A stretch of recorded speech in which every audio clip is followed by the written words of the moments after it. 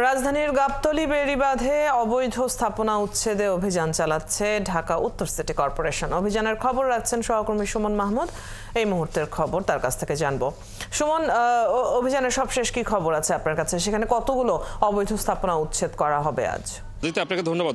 আপনি জানেন যে উত্তর সিটি কর্পোরেশনের একটি নিয়মিত কর্মসূচি, সেটি হচ্ছে যে তাদের যে জায়গাগুলো অবৈধভাবে দখল হয়ে আছে সেই জায়গাগুলো তারা বিভিন্ন সময় ম্যাজিস্ট্রেটের মাধ্যমে সেই জায়গাগুলো তারা উচ্ছেদ করে। আজকে ঠিক এরকমই একটি উচ্ছেদ অভিযান ছিল, যেটি হচ্ছে গাবতলীর যেই গরুর হাটটি রয়েছে সেই হাটের পাশের যে জায়গাগুলো রয়েছে সেই জায়গাগুলোতে আসলে অবৈধভাবে প্রায় 30 থেকে 35টি দোকান গড়ে উঠেছিল। সেই দোকানগুলো আজকে সিটি কর্পোরেশন, উত্তর সিটি কর্পোরেশন গুড়িয়ে দিয়েছে। সকাল 9:30টার সময় এই অভিযান পরিচালনা করার কথা থাকলেও কর্পোরেশনের প্রশাসক মোহাম্মদ এজাজের নেতৃত্বে আসলে এখানে অভিযানটি পরিচালনা করা হয় এবং 40টির মতো দোকান গুড়িয়ে দেওয়া হয়। অবৈধ এই দোকানগুলোর যারা দখলে ছিলেন তারা আসলে বলছেন যে তারা এই দোকানগুলোর জন্য আসলে ভাড়া দিতেন প্রতি মাসে।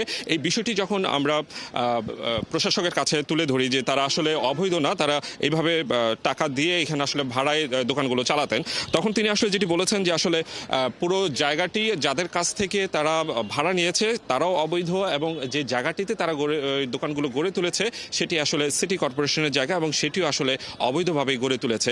তো অবৈধভাবে গড়ে তোলার যে সমস্ত স্থাপনা আছে সেগুলো ঘুরিয়ে দেওয়ার জন্য সিটি কর্পোরেশন তাদেরকে আসলে কোনো নোটিশ দিবে না এবং সেই কারণে কোনো নোটিশ ছাড়াই আসলে সকালবেলা এসে তারা এই দোকানগুলোকে ভেঙে দিয়ে যায়। তাছাড়া এই হাটের চারিপাশে আসলে উত্তর সিটি কর্পোরেশনের প্রায় 30 একর জায়গা রয়েছে।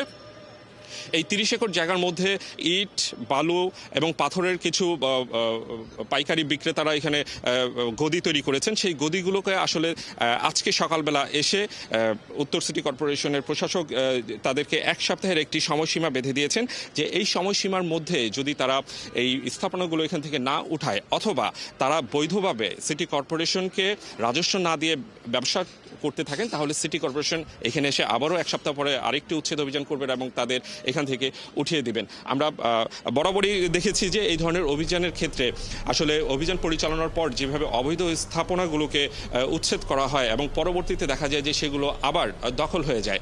এমন একটি প্রশ্ন যখন আমরা উত্তর সিটি কর্পোরেশনের প্রশাসককে করেছি তখন তিনি যেটি জানিয়েছেন যে এর আগে যে ইতিহাস হয়েছে সেটা ইতিহাসই থাকবে, কিন্তু এখন থেকে সেই ইতিহাসের পুনরাবৃত্তি হবে না এমন আশ্বাস পাওয়া যাচ্ছে। সুমন, আপনি খোঁজ খবর রাখছেন নিশ্চয়ই, এই ব্যাপারে ফলো আপ আমরা পরবর্তীতে পাবো। দর্শক, উচ্ছেদ অভিযানের খবর নিয়ে সহকর্মী সুমন মাহমুদ যুক্ত ছিলেন এতক্ষণ।